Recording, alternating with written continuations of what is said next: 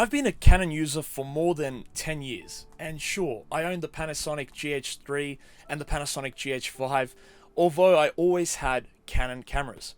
Now, I really loved Canon colors straight out of the camera, and when the R came out, it felt like the perfect camera as a hybrid shooter.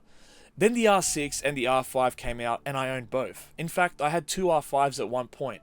However, this is where leaving Canon for Sony would come into play.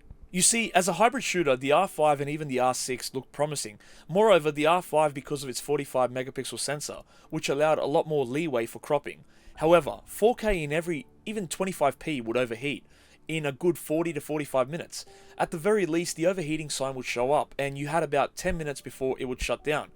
This was never an issue on the R, and then they removed the 4K all-intra from the R6, which was very disappointing considering it still existed in the original R.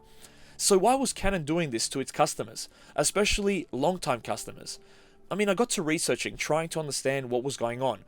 Most responses came to one conclusion.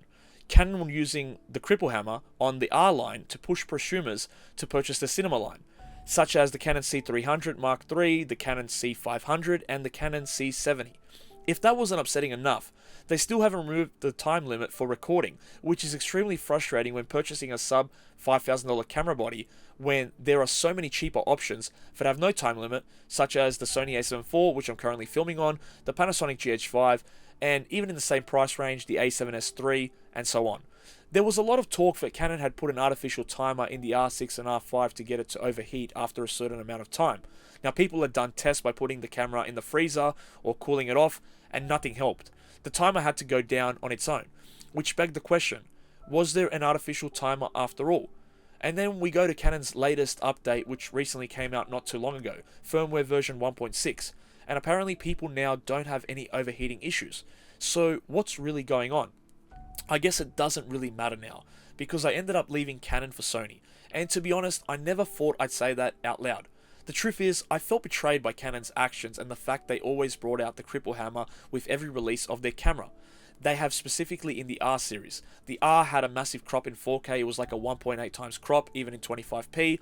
The R6 didn't get all intro recording even though the R had it. Record limit of 30 minutes still remained on the R6 and R5. While Sony, I have to hand it to them, they have been making fantastic cameras where the color science has been fixed. No more annoying green tint, which was an absolute nightmare. They brought in a new menu system that's a lot more intuitive and arguably have the best autofocus in the game. Now, the Sony a7S III was honestly a game changer in the community. Almost all big YouTubers, for one, were using the a7S III, and I personally had two of them, and I really fell in love with it. It really was one of the first cameras that pushed me to be more creative and innovative. And then came the a7 IV. And this wasn't a camera I thought I'd want or eventually love and own. However, it's now my most used camera, and my a7S III doesn't see as much light of day. It's the perfect hybrid camera in my opinion, and 30 megapixels seems like the sweet spot for me. Now, the R was a great camera, though the a7 IV is a much better hybrid overall in my opinion. Owning both for quite some significant time, you can see even if the overheating has been fixed for the Canon R series, that ship sailed long ago for me, and I wish they would have addressed it earlier.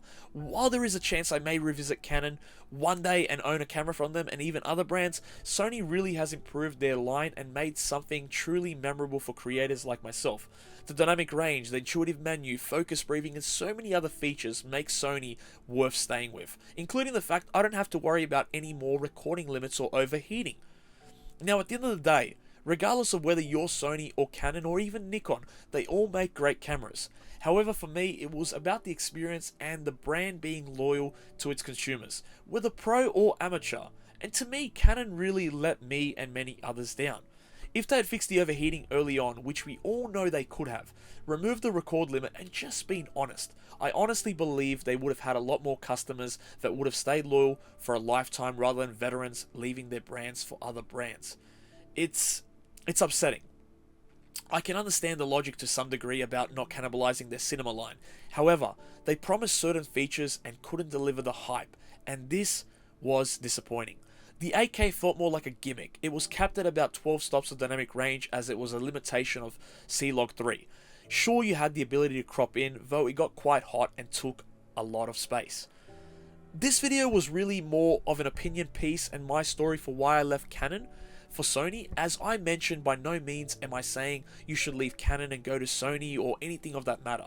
I wanted to speak from the heart, as someone who has been with Canon for over a decade, for my decision to switch to Sony. Now, most brands are making amazing cameras, so you can't really go wrong. It's just a matter of doing research, understanding the caveats of the camera you want and what benefits they bring. And again, at the end of the day, it's all about perspective. Now, I'd love to hear your experience and what brand you're currently using, and if you left a certain camera brand for a similar reason. I hope you guys enjoyed this video, and as always, I'll see you guys in the next one. Stay well, stay safe. Catch you guys soon.